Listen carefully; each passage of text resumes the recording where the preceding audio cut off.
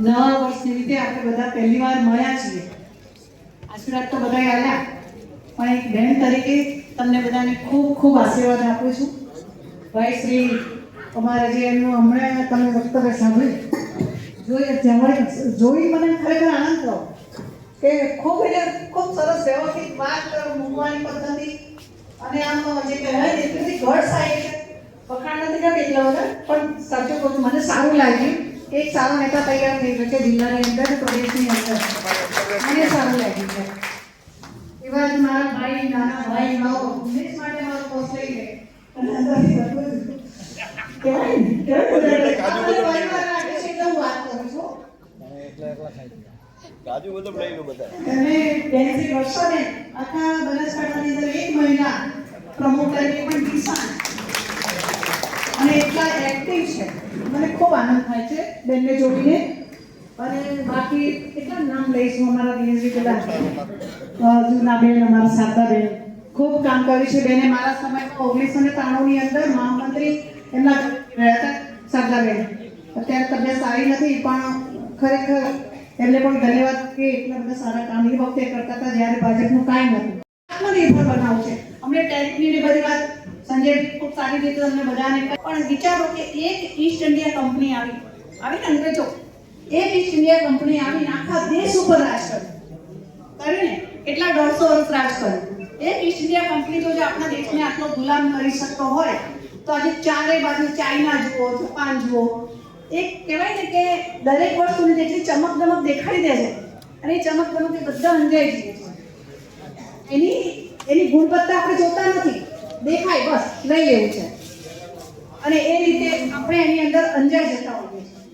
તો એ ના થાય અને આપણા દેશનો પૈસો, આપણા ગામનો પૈસો, આપણા શહેરનો પૈસો, ત્યારે આપણા લોકો મજબૂત બને એ આપણાનો ભાવ એ આપણા અંદર હોવો જોઈએ કે આ કંપની કઈ છે.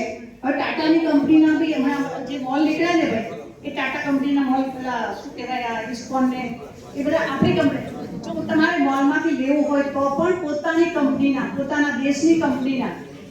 આપણે હું પ્રચાર નથી આવી, પણ આપણા દેશને આત્મનિર્ભર બનાવવા માટે કંઈ પણ કરવું પડે તો એ કરવું, પણ આપણા દેશને મજબૂત બનાવવા માટે આપણે બધા એક થવું પડશે.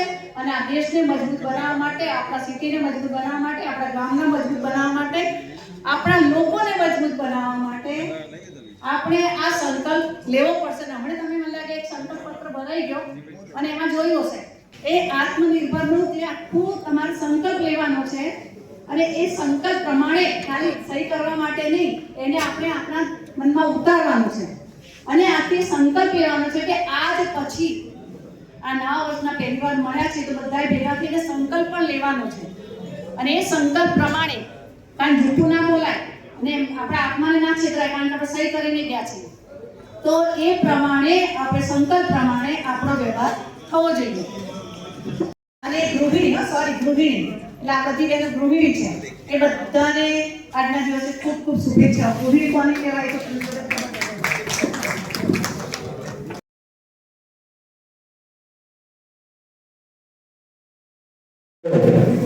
ડીસા એટલે ભાજપનો ગઢ છે અને કહેવાય કે નામ રહંત ઠાકરાય નારાય નવ રહંત કીર્તિ કેરાય કોટરાય બાપ આતે ભર્યાય નો પડન. એવો આ આપણો ડીસા શહેરનો સ્નેહ મિલન છે. આત્મનિર્ભર ભારત સ્નેહ મિલન સમારોહમાં ઉપસ્થિત આપણે સૌ આગેવાન અને સૌ કાર્યકર મિત્રોએ આજે આપણે શપથ લેવાના છે. તો હું સૌને વિનંતી કરું કે આપણે બધા પોતપોતાના સ્થાન ઉપર ઉભા થઈ અને પોતાનો જમણો હાથ આગળ કરી અને આજે આપણે પ્રતિજ્ઞા લઈશું. હું એક લીટી જે બોલું એની પાછળ આપણે બધાએ દોરવાનું છે. હું ભારત માતાની સેવા અને સન્માન માટે સંકલ્પ લઉં છું કે મારા રોજિંદા જીવનમાં હું વધુમાં વધુ ભારતીય વસ્તુઓનો ઉપયોગ કરીશ અને આયાતી વસ્તુઓની જગ્યાએ સ્વદેશી અપનાવીશ. હું કાર્યસ્થળ અને સમાજમાં ભારતીય ઉત્પાદનોને પ્રાથમિકતા આપીશ. તેમજ ગામ, ખેડૂત તથા કારીગરોને સમર્થન આપીને સ્થાનિક ઉદ્યોગને પ્રોત્સાહન આપીશ.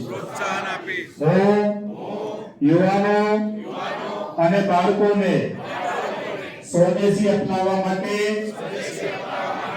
પ્રેરિત કરીને નવી પેઢી સુધી સ્વદેશીનું મહત્વ પહોંચાડીશ.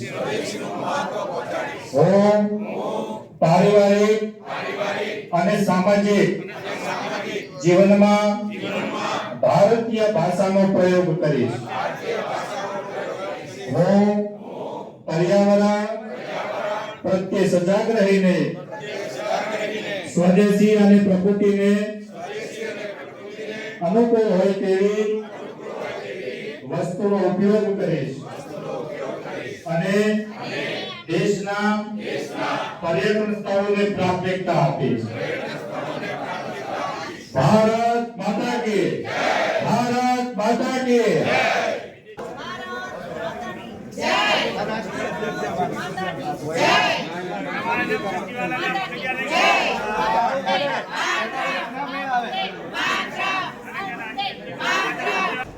भारत माता की जय! भारत माता की जय! भारत माता की जय! भारत माता की जय! भारत माता की जय!